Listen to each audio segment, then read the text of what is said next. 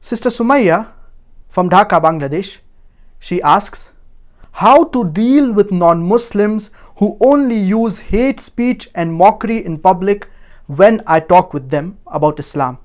Should I just ignore them?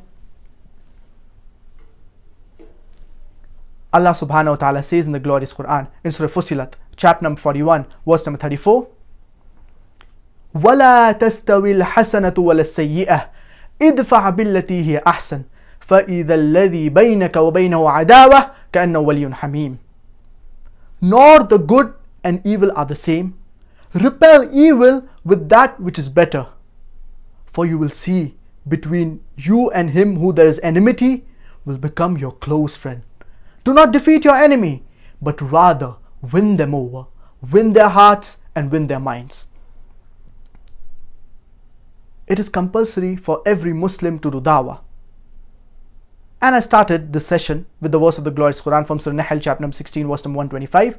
أُدْعُوا إِلَى سَبِيلِ رَبِّكَ بِالْحِكْمَةِ وَالْمَوْعِظَةِ الْحَسَنَةِ وَجَادِلْهُمْ بِالَّتِي أَحْسَنُ. Invite all to the way of thy Lord with wisdom and beautiful preachings, and argue with them and reason with them in the ways that are best and most gracious. So the first thing that you should do is do dawah with the non-Muslims. Even if they mock you, even if they make fun of you, yet you should continue doing dawah with hikmah and with husna. And if you look at the lifestyle of our beloved Prophet Muhammad, peace be upon him, even he was mocked at. The Sahaba, when they propagated the message of Islam, they were mocked at. They were tortured. But this did not prevent them from spreading the message of Islam. They continued spreading the message of Islam. So you need to do dawah, you need to continue propagating the message of Islam, even if the non-Muslims, they mock at you. But if the non-Muslim, their purpose is solely to mock and to make fun of the verse of the glorious Quran, then you should avoid them. You should not sit with them. As Allah subhanahu wa ta'ala says in Surah Nisa, chapter number 4, verse number 140,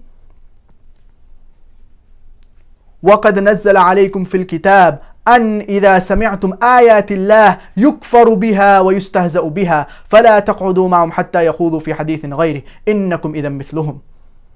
That it has been revealed to you in the book, when they hear the verses of the glorious Quran, they disbelieve in it and they mock at it. So do not sit with them until they discuss something else. إِنَّكُمْ إِذًا مِثْلُهُمْ. For if you do so, you are like them. So if they are mocking, they are making fun of the verse of the glorious Quran, then you should not sit with them and you should avoid them. But this is the last resort.